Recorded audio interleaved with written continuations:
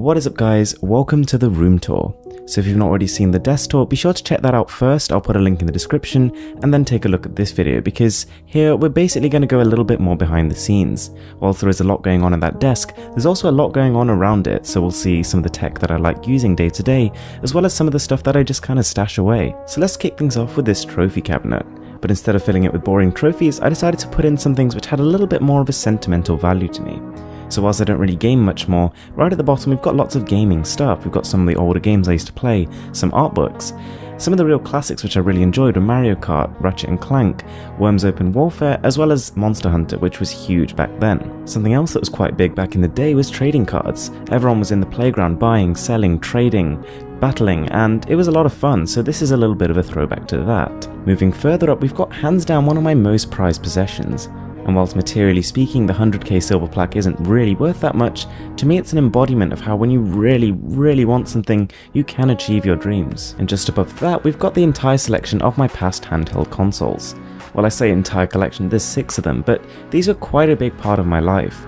We've got the original Game Boy Color, the Game Boy Advance, the SP, the DS, PlayStation Portable, and then the older version of the PlayStation Vita. And then right on top, we've got something which, to the untrained eye at least, might look like a piece of garbage. But it couldn't be further, because this is the very original hologram generator that I used in my viral video. And this video that I made, for those of you who don't know, is by far my most viewed video and was almost a turning point for this channel. It could be the reason I'm still doing it today. So due to the kind of door and spatial limitations, there isn't too much else going on that side of the room, but on the other side of the bed, we've then got a chair. And whilst I've totally forgotten where I originally got it from, this has to be one of the best investments I've ever made.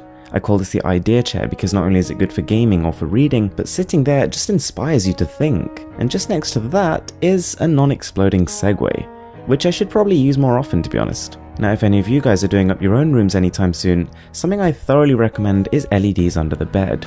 It gives it almost like a majestic, ambient, magical kind of feel to it, and it really lifts the bed up. It almost makes it look like it's floating. And just under that, I've got nothing really of much interest. I've got a couple of books. I used to read a lot of horror books, so some of those, as well as some illustration books. There's something about watching sort of painting or artwork come together that, to be honest, for me when I was a kid was really inspiring. And that little basket on the end just has a couple of the cooler presents I've been given every now and again. So just next to the desk, we've got pretty much an entire wall of tech products, most of which I don't use on a day-to-day basis, but quite a few of which I do. The PlayStation Vita, for example, even though it's completely flopped as a console in terms of its sales, honestly offers some pretty unrivaled experiences. I really like the UE Boom 2. As far as connectivity goes, this is one of the best. I pretty much keep this on my desk and connect with all my devices. I've got the iPad Air, which is really awesome for full screen productivity tasks, and the Nvidia Shield tablet pretty much takes care of the mobile gaming side of things. Every now and again I'll pick up the new 3DS XL. Not for its graphics or controls, but more just because of its exclusive titles. And if there's something I want to read, more fiction books than anything, I tend to use the Nook. And out of everything, probably my most used item is the Mighty Mug. Pretty much every cup of tea I have is in this guy because you just can't knock it over. So moving a little bit further right, we've got a second glass cabinet. But instead of sentimental things in this one, I've got more of the cooler products that I own.